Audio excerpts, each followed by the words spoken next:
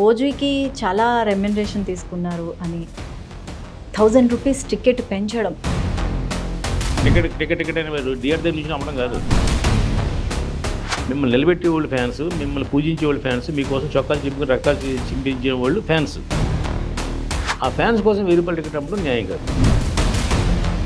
ఈ 1000 రూపాయల టికెట్ ఎవరికి వస్తుంది? హీరోకి వస్తుందా? రెండో షో నుంచి ఆడదు అని నమ్మకంతో సినిమా ఫస్ట్ షోకి 1000 రూపాయలు చేశారంటారా? ప్రొడ్యూస్ ఇష్టం.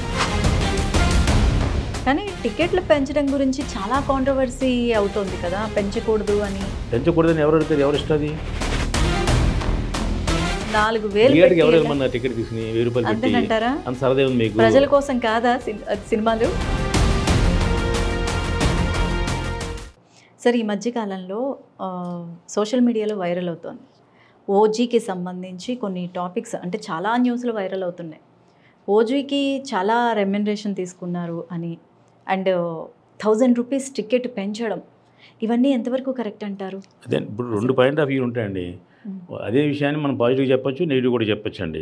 మీరు ఉన్నది ఉన్నట్టు చెప్పండి. నేను 2 చెప్తాను. 2 చెప్తారా? సరే, పాజిటివ్ చెప్పండి. నెగిటివ్ చెప్తే ఫ్యాన్స్ కొడతారు, అందుకు నిజం చెప్తాం. వాళ్ళకి ఏది నచ్చితే తీసుకుంటారు. ఓకే. యాక్చువల్గా ఏంటంటే పూర్వం 90s ఆ ప్రాంతంలో మేము కుర్రోళ్ళుగా ఉన్న వయసులో ఉన్నప్పుడు ఎన్టీఆర్, బాలకృష్ణ అయితే కృష్ణ గారు, కృష్ణరాజు గారు ఆ హయాంలో ఉన్నప్పుడు మేము ఎన్టీఆర్ ఫ్యాన్స్ అండి. అప్పుడు ఏమో సినిమా రిలీజ్ అయితే మా ఊళ్ళో ఒక థియేటర్లో సపోజ్ ఒక 4000 రూపాయలు థియేటర్ కెపాసిటీ అనుకోండి, 4000 రూపాయలు పెట్టి మేము ఫ్యాన్స్ అసోసియేషన్ వాళ్ళం టికెట్ తీసుకునేవాళ్ళం.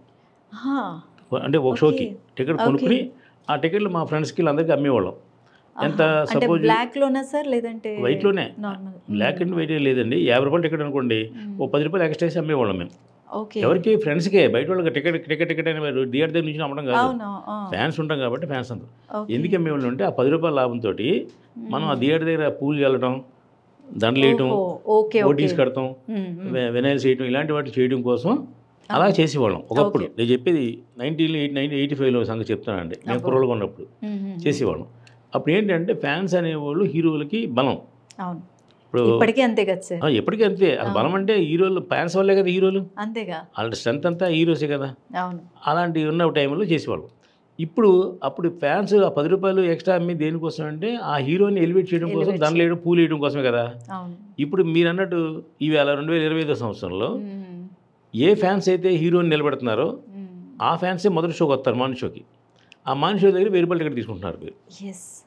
ఇది న్యాయం కాదు నా వాదనలో అయితే. న్యాయంగా ఎందుకు కాదంటే మిమ్మల్ని నిలబెట్టే వాళ్ళు ఫ్యాన్స్, మిమ్మల్ని పూజించే వాళ్ళు ఫ్యాన్స్, మీకోసం చొక్కాలు చింపుకుని రక్తాలు చింపించే వాళ్ళు ఫ్యాన్స్. ఆ ఫ్యాన్స్ కోసం 1000 రూపాయల టికెట్ అమ్మడం న్యాయం కాదు. ఈ 1000 రూపాయల టికెట్ ఎవరికి వస్తుంది? హీరోకి వస్తుందా? కాదు కదా. డిస్ట్రిబ్యూటర్కో, ఎగ్జిబ్యూటర్కో లేదా ప్రొడ్యూసర్కి వస్తుంది తప్ప హీరోలకు రాదు. అంటే హీరోలను నమ్ముకుని హీరోల మీద ఆధారపడి హీరోల కోసం ఎన్నో త్యాగాలు చేసిన ఫ్యాన్స్ కోసం న్యాయం అయితే ఆ 1000 రూపాయలు న్యాయం. అంటే ఇక్కడ ఇంకో పాయింట్ కూడా తీసుకోవచ్చు. రెండో షో నుంచి ఆడదు అని నమ్మకంతో సినిమా ఫస్ట్ షోకి 1000 రూపాయలు చేశారంటారా? అలా కాదులేండి. ఇప్పుడు ఎందుకంటే ఫ్యాన్స్ లేదా నాలాంటి వాళ్ళు, మీలాంటి వాళ్ళు, పిచ్చోళ్ళు ఉంటారు కాబట్టి వాళ్ళు ముందు చూడాలని సరదా ఉన్న వాళ్ళ కోసం అది చేశారు. అసలు మా చిన్నప్పుడు అదైతే 25వ తారీఖు రిలీజ్ అంటే 25వ తారీఖు మనిషే పడేది సినిమా. ముందు రోజు పడేది కాదండి. ఈ ముందు రోజు 1000 రూపాయలు అమ్మడం కోసం సపరేట్గా పెట్టారు. నన్ను ఎవడో కామెంట్ పెట్టాడు, సెన్సార్ ప్రకారం 25 రిలీజ్ చేయాలి కదా, 28 రిలీజ్ చేస్తున్నారని. ఆ కామెంట్ పెట్టినప్పుడు తెలియని విషయం ఏంటంటే సెన్సార్ వరకే. వాళ్ళు 25 రిలీజ్ చేస్తారా, 30 రిలీజ్ చేస్తారా ప్రొడ్యూస్ ఇష్టం, డిస్ట్రిబ్యూటర్ ఇష్టం తప్ప అది సంబంధం లేదు వాళ్ళకి. అయినా వీళ్ళు ఎందుకంటే 25వ తారీఖు అందరు జనం చూసే కంటే ముందు ఒక రోజు నేను ముందు చూశాను అని ఆ ఫ్యాను ఘనంగా చెప్పుకోవడం కోసం చేశారు. ఇది నా వాదన. దీన్నే మనం పాజిటివ్గా మాట్లాడుకుంటే, ఇప్పుడే పాజిటివ్గా మాట్లాడొచ్చాను ఛానల్లో. ఎందుకు పాజిటివ్గా మాట్లాడంటే ఆ రోజులు మేము సినిమా తీసిన కాస్ట్ ఎంత, ఆ రోజు టికెట్ కాస్ట్ ఎంత? తక్కువ, 4000 అయిందన్నారు. అంటే ఆ కెపాసిటీ. ఇప్పుడు ఒక షో కెపాసిటీ 1,00,000 మామూలుగా. ఆ 1,00,000 1000 రూపాయలు అమ్మితే ఇంకేందైనా 10 లక్షలు అవుద్ది.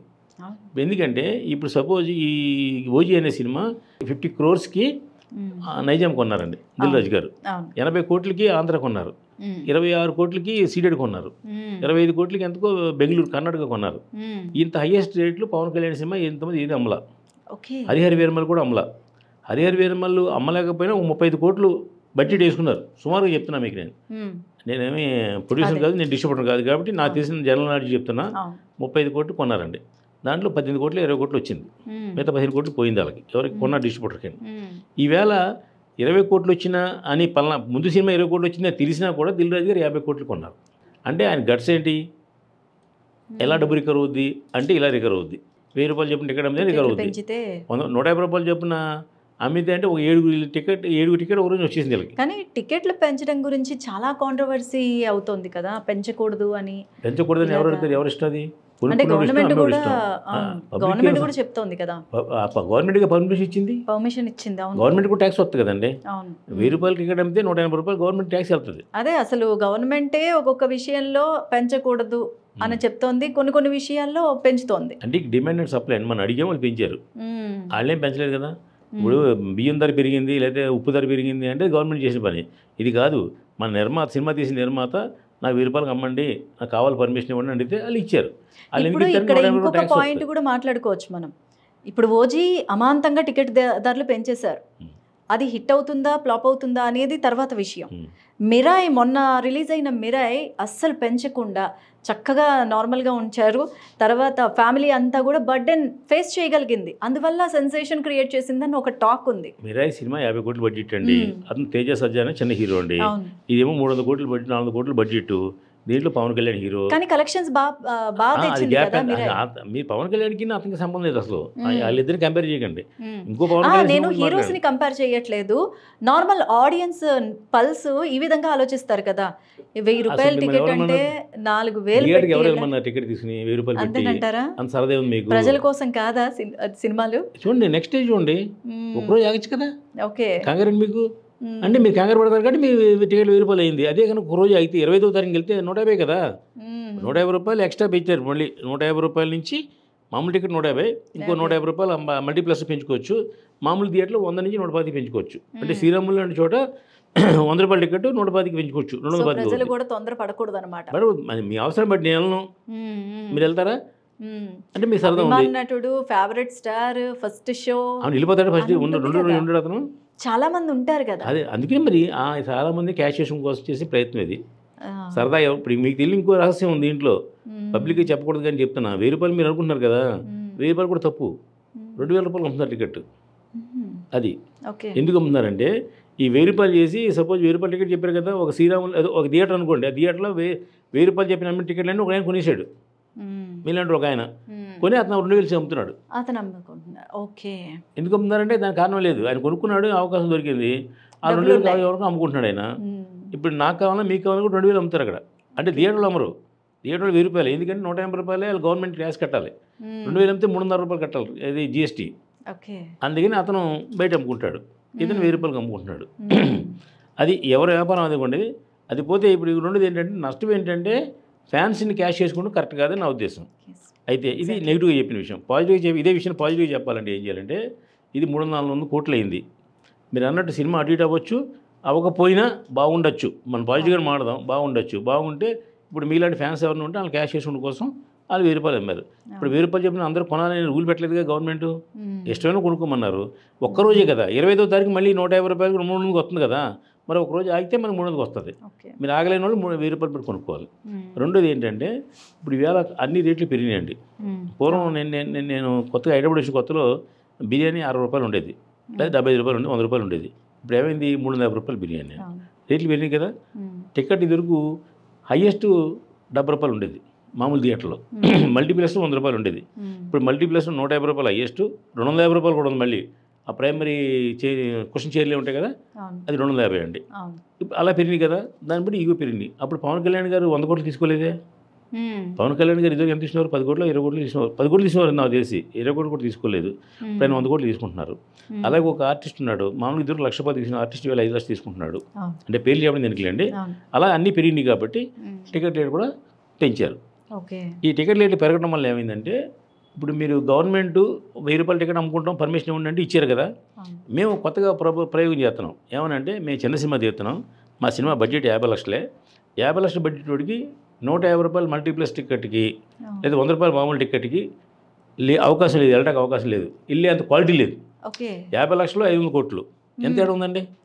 వాళ్ళు అడిగారు కానీ 1000 రూపాయలు పెంచారు కదా. మేము అడుగుతున్నాం, మీరు రిక్వెస్ట్ చేస్తాం, మా టికెట్స్ తగ్గించండి, మాకు టికెట్ తగ్గించండి, 75 రూపాయలు చేయండి, లేదంటే 50 రూపాయలు చేయండి. నేల ఇదివరకు ఆర్నామూర్తి గారు పోరాడేవారు, నేల పెంచి కూర్చొని 3 క్లాసులు ఉండాలని.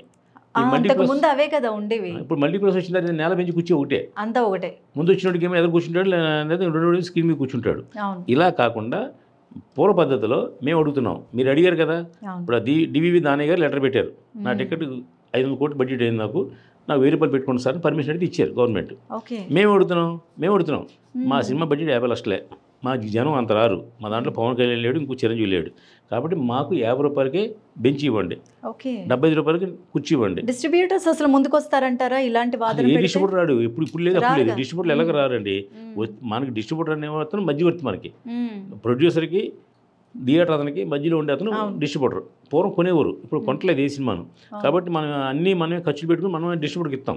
ఆ డిస్ట్రిబ్యూటర్ థియేటర్ మాట్లాడతాడు, ఎంత వస్తుందని తీసుకుంటారు, తీసుకునేది ఏం కదా డబ్బు. కాబట్టి మేము చిన్న నిర్మాతలు అందరూ కలిసి ఇది అతి త్వరలో ఒక చిన్న యాజిటేషన్లో కాదు, చిన్న ప్రపోజల్ పెడుతున్నాం ఇద్దరు ముఖ్యమంత్రులకి. చిన్న సినిమా బతికితేనే ఎక్కువ మంది టెక్నీషియన్స్ బతుకుతారు. అంటే మీరు అన్నారు చూడండి, అదే కళాకారులు అందరూ చుట్టూ తిరుగుతారని, అలాగా కొత్త కళాకారులు, కొత్త దర్శకులు, కొత్త టెక్నీషియన్లు ఉంటారు. ఒక కెమెరామెన్ అని, మేకప్ మ్యాన్, ఇలాంటి వాళ్ళందరికీ లైఫ్ ఉండాలంటే కనుక చిన్న సినిమాలు బతకాలి. సంవత్సరానికి 250 సినిమాలు రిలీజ్ అవుతున్నాయండి. దాంట్లో ఒక 50 సినిమాలు పెద్ద సినిమాలు. అంటే ఏంటి, 300 కోట్లు 200 కోట్ల సినిమాలు ఒక 20, 5 కోట్ల నుంచి 10 కోట్లు 15 కోట్లు మధ్యలో ఉండే సినిమాలు ఒక 30, ఒక 50 సినిమాల వరకు పక్కన పెడితే మిగతా 200 సినిమాలు కూడా 10 లక్షల నుంచి కోటి రూపాయలు తీసి సినిమాలు, అవి చిన్న సినిమాలు. ఈ చిన్న సినిమాల మీదే ఇండస్ట్రీ సర్వే అవుతుంది. అంటే టెక్నీషియన్లు 24 క్రాఫ్ట్లు ఉన్నాయి కదా మనకండి, 24 క్రాఫ్ట్లో సుమారు 25,000 మంది కార్మికులు ఉంటారు.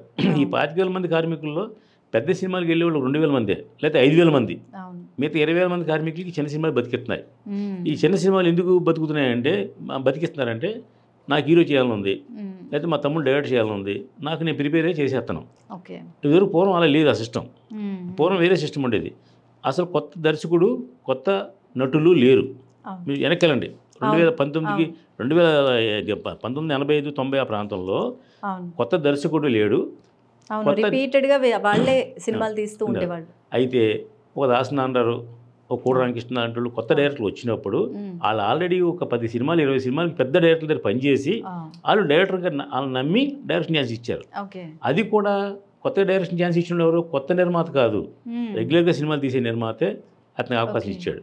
ఇచ్చినప్పుడు ఆ కొత్త, సపోజ్ కె రాఘవన్ డైరెక్టర్ ఉన్నాడండి, ప్రొడ్యూసర్ ఉన్నాడు, ఆయన దాసనారాయణ పెట్టి సినిమా తీశారు, మొదటి సినిమా తాత మనవుడు అని. ఆ సినిమాలో కొత్త డైరెక్టరు, పాత ప్రొడ్యూసరు, పాత నటీనటులు ఎస్వి రంగారావు, విజయ నిర్మల, రాజబాబు లాంటి యాక్ట్ చేశారు ఆ రోజుల్లో.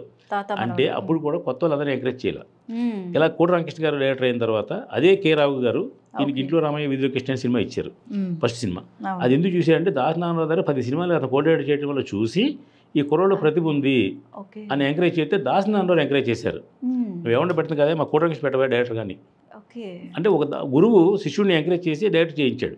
చేయించినప్పుడు అక్కడ ఏం చేశారు, చిరంజీవి గారిని, మాధవిని, గొల్లపూడి మాధురావుని అందరినీ రెగ్యులర్ రోల్ పెట్టారు. అప్పట్లో గొల్లపూడి మాధురావు ఒక్కడే కొత్త యాక్టర్. దాంట్లో గొల్లపూడి మాధురావు కూడా యాక్టర్గా కొత్త, కానీ రైటర్గా అతను ఫేమస్, ఫెమిలియర్ కాబట్టి అతను పెట్టారు. ఇప్పుడు ఆ తరం పోయింది కదండి. ఈ తరంలో హీరో ఎవడో తెలియదు, హీరో బ్యాక్గ్రౌండ్ లేదు, డైరెక్టర్కి బ్యాక్గ్రౌండ్ లేదు, ఏదో సాఫ్ట్వేర్ చేసి వచ్చేస్తాడు డైరెక్టర్, ఏదో సరదాగా సినిమా మీద ఫ్యాషన్ హీరో వస్తాడు, డబ్బు ఉన్న హీరో. లేదా మా అబ్బాయిని హీరో చేయాలనుకుంటున్నాను, 4 కోట్లు బడ్జెట్ పోతే తీసేస్తున్నాం. ఇలాగా కొత్త ట్రెండ్ మారింది. ఈ ట్రెండ్ మారిన తర్వాత ఏమైందంటే ఫెయిల్యూర్స్ రేటింగ్ పెరిగింది. అది పూర్వం సక్సెస్ రేటింగ్ ఎందుకు ఉండేది, కొత్త డైరెక్టర్ అని ఎందుకు చూశారు. పూర్వం ఆదిత్య సుబ్బారావు గారు తేని మనసులో సినిమా తీశారు. ఆదిత్య సుబ్బారావు అన్న అతను ఫెమిలియర్ డైరెక్టర్. అప్పటికే బాబు మూవీస్ అనేది పెద్ద కంపెనీ అండి. దాంట్లో కృష్ణ గారు, రామ్మోహన్, సంజయ్ రాణి లాంటి ఆర్టిస్టులు పెట్టారు. ఎందుకు పెట్టారంటే కృష్ణ గారు మొదటి సినిమా అది తేని మనసు అనే సినిమా. ఎందుకు పెట్టారంటే ఇంత పెద్ద బ్యానరు, పెద్ద డైరెక్టర్ ఉన్నాడు, కొత్త హీరో అయినా సరే వీళ్ళకి లాక్కి వెళ్తారని ఉద్దేశంతో. అలాగే నీడలేని ఆడదన సినిమా తీశారు. నవశక్తి ప్రొడక్షన్స్ అనే కంపెనీ, పెద్ద పాత కంపెనీ అది. డైరెక్టర్ పాతోడు, కొత్త హీరోయిన్ ప్రభ, అప్పట్లో కొత్త హీరో, అలా పెట్టారు. ఇలాగ పెట్టిన కొన్నే ఉంటాయండి. ఐదరు పెద్ద సురేష్ మూవీస్ లాంటి బ్యానర్ కానీ, లేదా ఒక పెద్ద డైరెక్టర్ కానీ, దాసనారాయణ లాంటి డైరెక్టర్ కానీ ఉన్నప్పుడే కొత్త హీరోలు పెట్టేవారు.